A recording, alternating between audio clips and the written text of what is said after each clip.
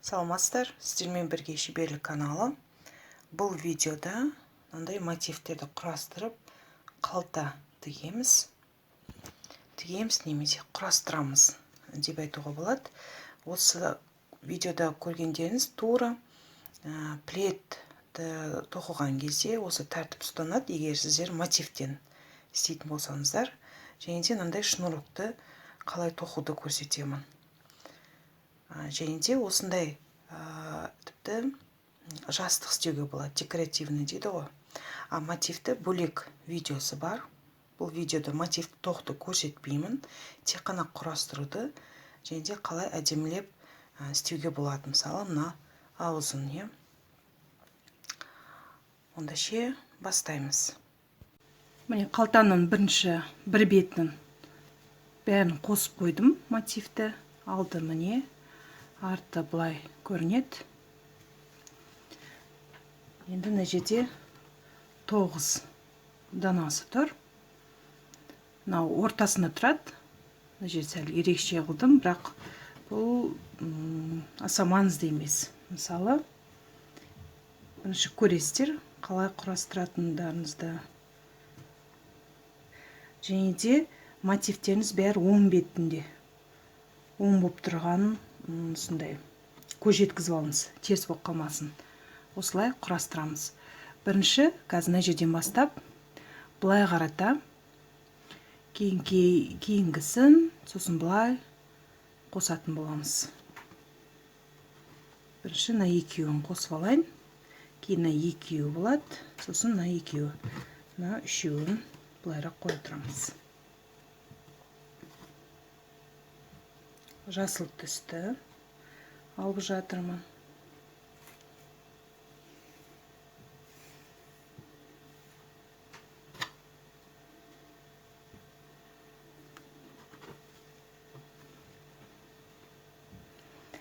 Мына жерде біз 7 ілмек алғанбыз. Соның 4-шісіне әкелеміз. 1, 2, 3, 4 міне.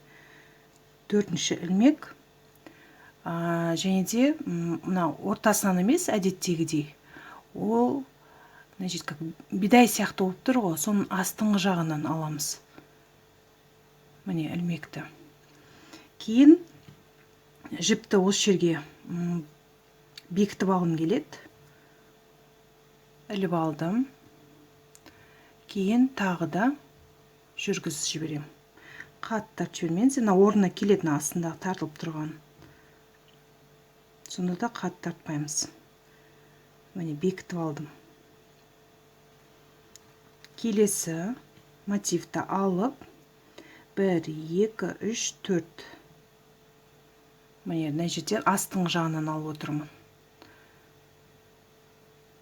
Осы жерден де бір тоқып жіберемін. Баста сәл қиындау болатын шығар, бірақ кейін тез үйреніп кетесіздер. Жалғастырамыз енді. Келесі ілмектің асты жағынан алып жатырмын. Жібіміз аст жағында болу керек мотивтің. Параллельно жатқан ілмекті. Яғни біреу ұзын, біреу қысқа болып қалмау керек. Жіпті өткіздім. Бір ілмегіне өткіздім, екіншісінен системімізде жартылай ілмек болып отырады мына жерде. Міне біреу тоқылды. Тағы да көрсетейін. Ар жағынан алдым. Бер жағындағы ілмекті өткіздім.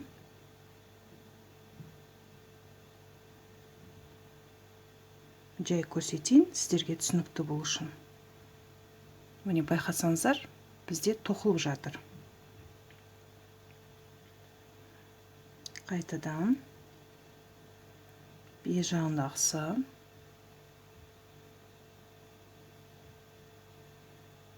Жіпті орадым. Өткіздім. Осылай келесі ұшына дейін тоқи берсек болады.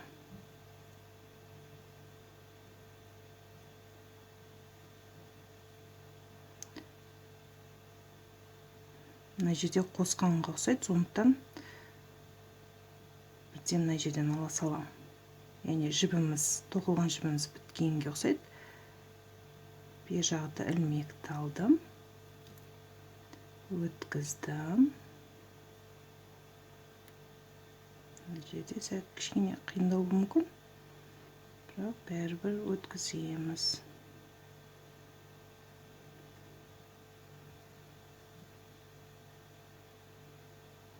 Тоқылып жатыр.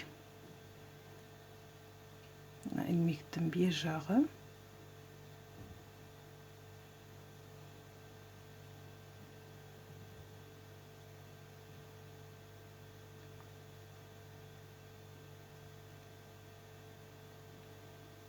Бұрышына дейін тоқып келейік.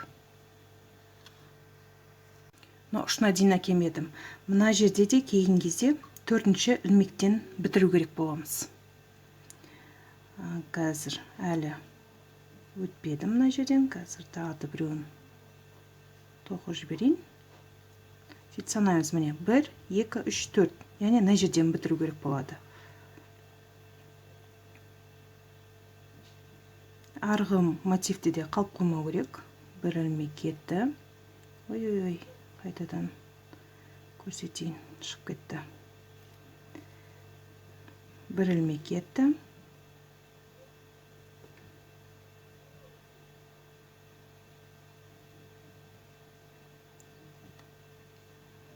Екі ілмек.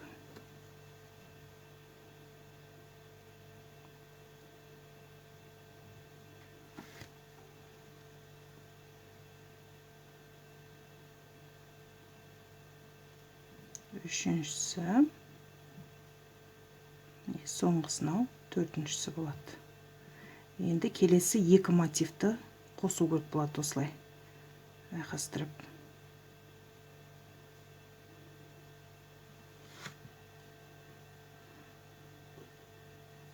Жаңа ортасында болады. Арғы бетінде.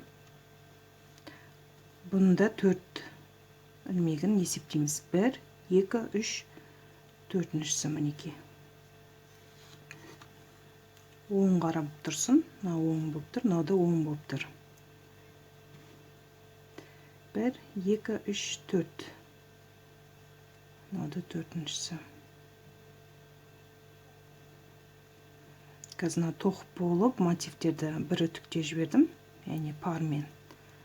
Әйтпесе тоқып болғаннан кейін бұлар қисық-қисық болып тұрады.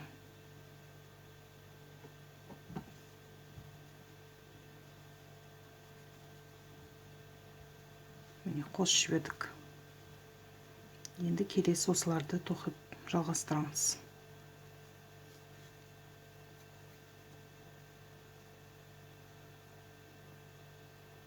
Ар жағында ілмектің астыңғы жағы. Тағдайды салайын, міне. Мына ілмектің астыңғы жағынан алып жатырмын.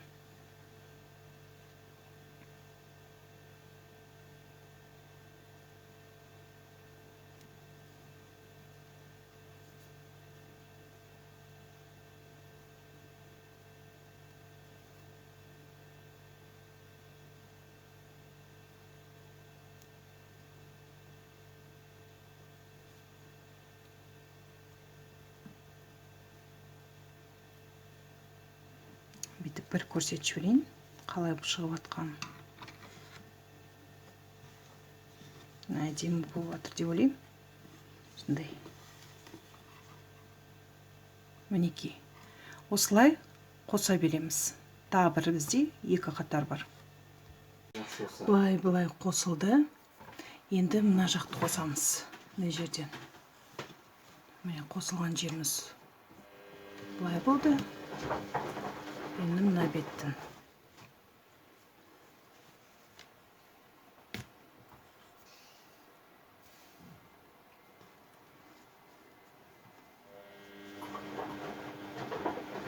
Ұштарын келтіріп алу керек. 1, 1, 2, 3, 4. Жерден көреміз қазір. 1, 2, 3, 4. Төртіншісі.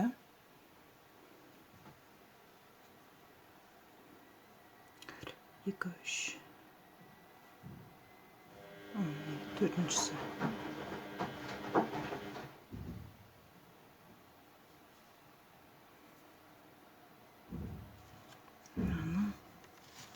Жіпті астынан өткізген дұрыс.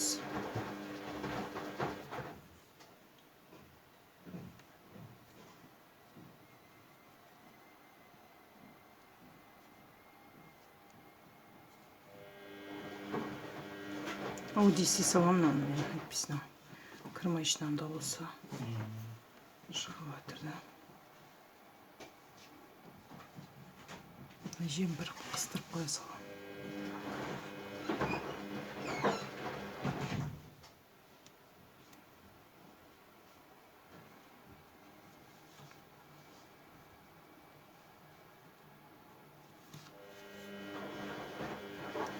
Жіппен шығып қоямыз.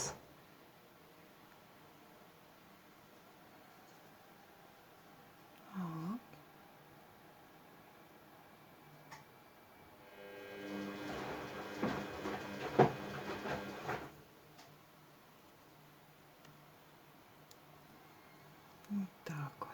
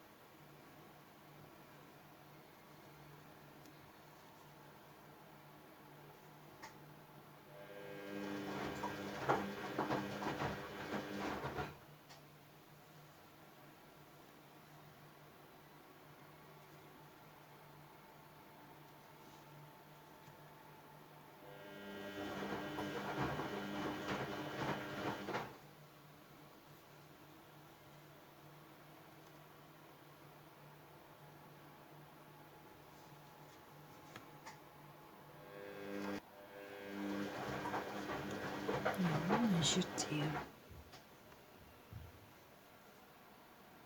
мынау.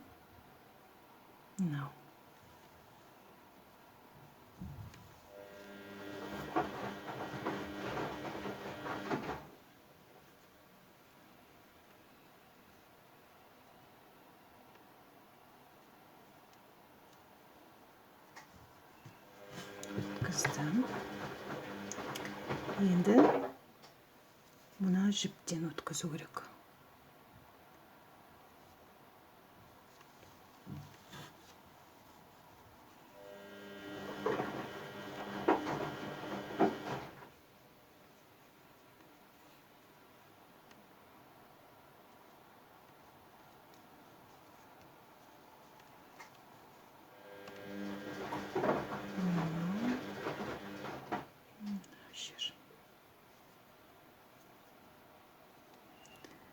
Бұны запись қылу керек, аудио әйтпесіне шуын бәрі. Осы жерлерін анықтырау қылып түсіндіру керек болады.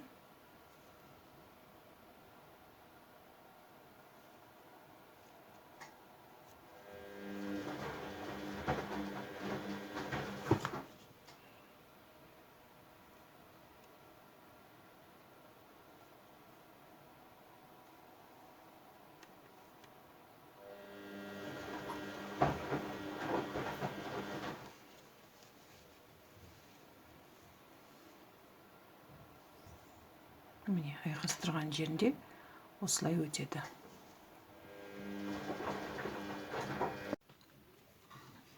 Мінеки бізде қалта шықты. Яғни екінші жағында қостым. Тура солай. жерде көрсеткендей. Яғни қосқан кезде бір беттен аласыз да, айналдырып келіп осылай қосасыз. Сонда қалтаңызда мындай жалбыраған жіптер қалмайды. Енді кішкене жіпті тартып қоятын қалтаның аузын жасаймыз. Тоқып келдік. Осыдан тоқтамай арада әр ілмектен тоқып шығу керек. Бұлай істеп алайын.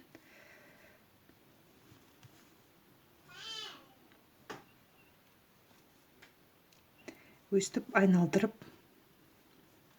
тоқып келеміз.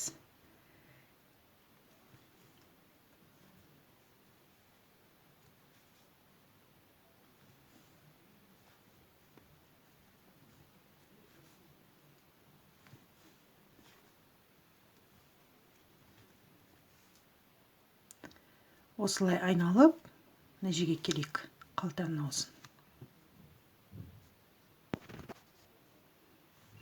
Айналдырып алып келіп, енді бірінші ілмек бар, соған жартылай қылып тоқу керек. Бекітігін алам. 1, 2, 3. Сөйтемді, мына жерде бір орамды істеуге болады, немесе 2 орамды. Өздеріңіз қалайсыздар? Мен 2 орамды қылай берем.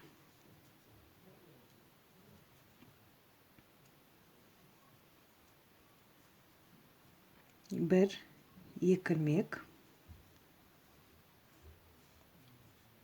2 ілмек тастап, үшіншісіне.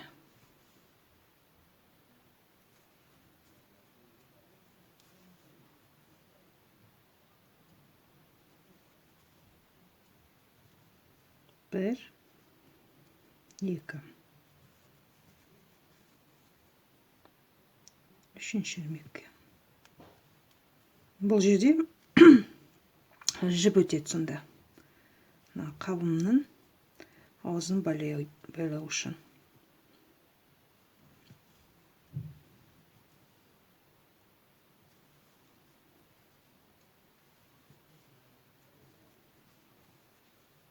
Сонда мындай болады. 1.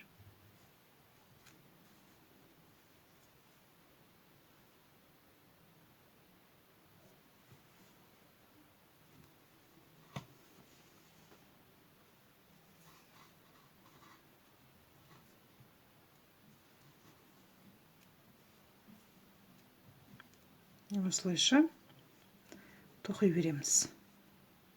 Айналып, айналдыра тоқи береміз сонда. Мындай болып шығу керек бізде. Міне былай шықты. Қаласаңыздар, шахматный қатармен тағы да бірнеше қатар тоқсаңыздар болады. Бірақ маған осы жеткілікті. Сондықтан өшірмен тоқтаймын. Мына жерге, бірінші ілмекке, жан бастаған жерге қыстырып, қырқып тастаймын.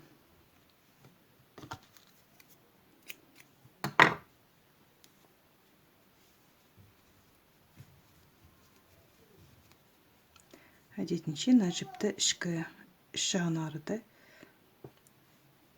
тығып тастаймыз. Бірінші түйін жасаймын.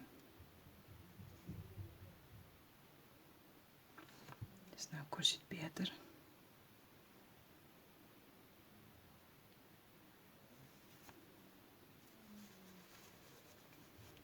Кейін тыға салам. Енді мына жер шнур мына түспен жасағым келіп жатыр. Жіпті аламыз. Айналдырып түйін жасадық. 3 ілмек алу керек бізге. 1, 2, 3. Енді мынаны қалдырып тоқымаймыз. Мына жерден жіп тартып алу керек болады бізге. 2 болды. 3. Енді жақсылап тартып, мынаны қыстырып тұрамыз, ұстап. Мына жерді жібермей. Мына ілмектеріміз шығып кетпеу керек бізде. Ақырын мына ілмектен шығарып алу керек болады бізге. 1. Екіншісіне кіргізіп жатырмын.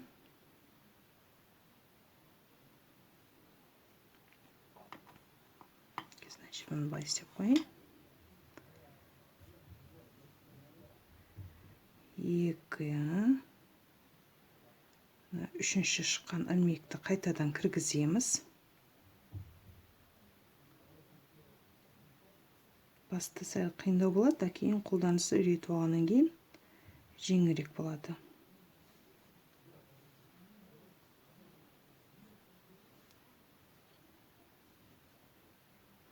Үшеуі тағы да қайталаймыз. Шығардым. Кіргізбейін, мына жерде.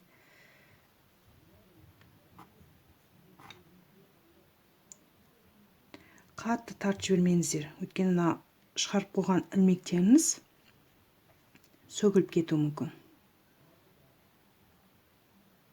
Қайтадан кіргізіп жатырмын ілмеккені.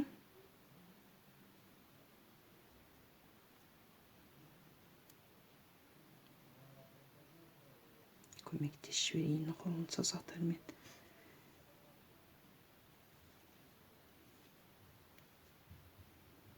Тартып қойайық. Тартып тұрамыз. Басып тұрамыз саусағымызбен, үлкен саусағымызбен.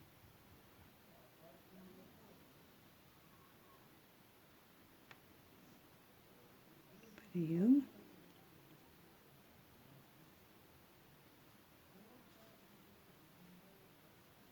2.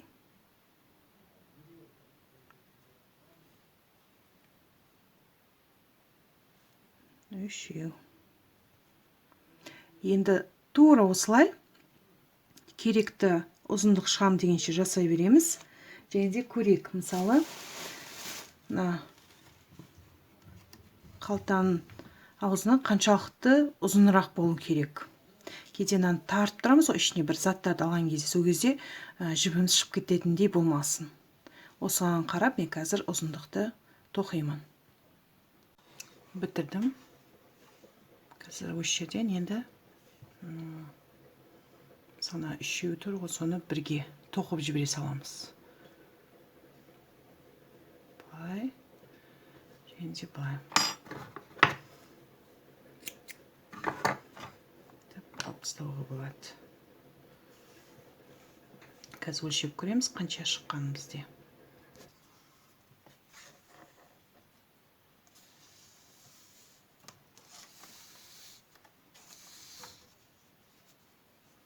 Созбай істеп жатырмын мен мына жерде.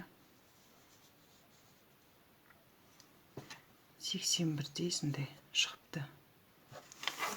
81 сантиметрдей шықты. А енді қалтамыздың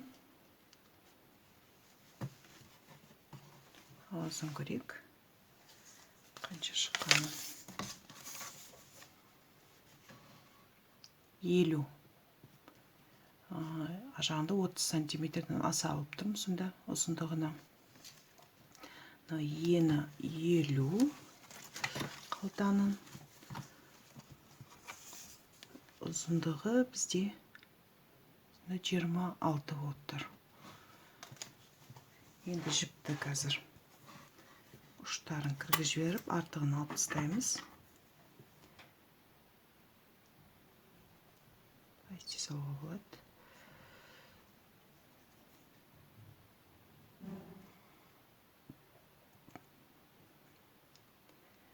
Каналға жазылмасаңыздар, жазылып кетіңіздер, немесе бөліссеңіздер де болады.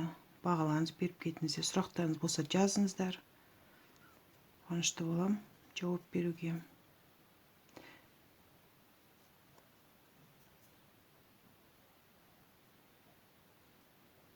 Солай тастаймыз, тығып тастаймыз, яғни.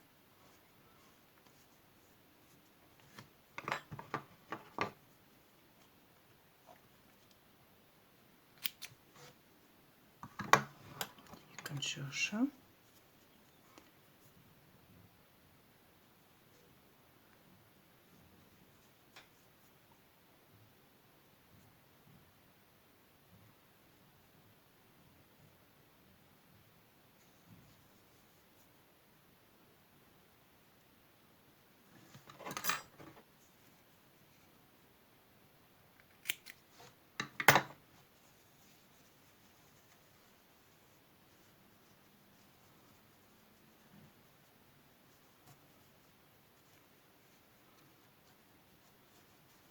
Осылай қолмен өткізе береміз.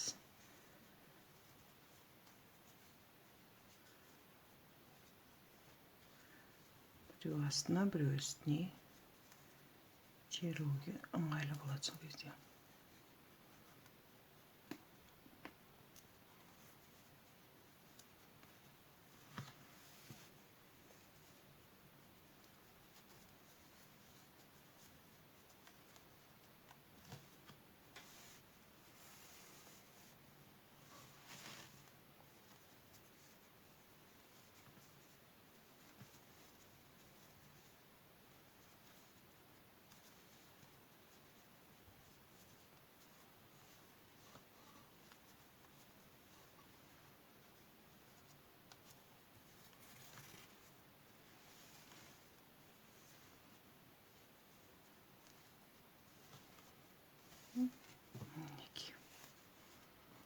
Қалымыз дайын.